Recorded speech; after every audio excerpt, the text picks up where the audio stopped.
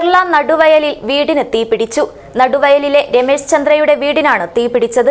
ഈ സമയത്ത് വീട്ടിൽ ആരുമില്ലാത്തതിനാൽ വൻ ദുരന്തമാണ് ഒഴിവായത്.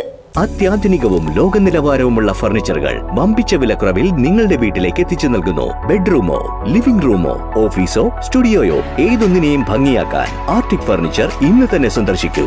Arctic furniture, Kasaragod, Uppala, Mangalore, Kanhangad, Vadakara. എൻമഗജെ പഞ്ചായത്തിലെ പെർളയിൽ വീടിന് തീപിടിച്ചു. ബുധനാഴ്ച വൈകിട്ട് 12-ാം വാർഡിലെ നടുവയലിലെ രമേശ് ചന്ദ്രൻ എന്ന ആളുടെ വീടിനാണ് തീപിടിച്ചത്. വീട്ടിൽ ആരുമില്ലാത്ത സമയത്തായിരുന്നു തീപിടുത്തമുണ്ടായത്. അടുക്കളയിൽ നിന്ന് തീ പടർന്നതാണെന്ന് സംശയിക്കുന്നു. ഓടുമേഞ്ഞ വീട്ടിൽ നിന്ന് തീയും പുകയും ഉയരുന്നത് കണ്ട അയൽവാസികളാണ് ഫയർഫോഴ്സിനെ വിവരമറിയിച്ചത്. കാസർഗോഡ് നിന്ന് സ്റ്റേഷൻ ഓഫീസർ വിനോദ് കുമാറിന്റെ നേതൃത്വത്തിൽ 2 യൂണിറ്റ് സേനയെത്തി തീ കെടുത്തി.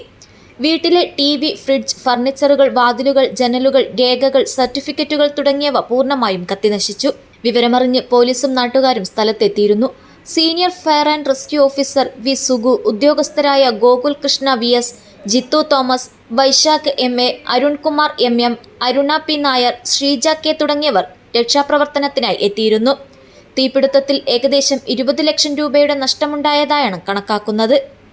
News bureau, Kasaragod.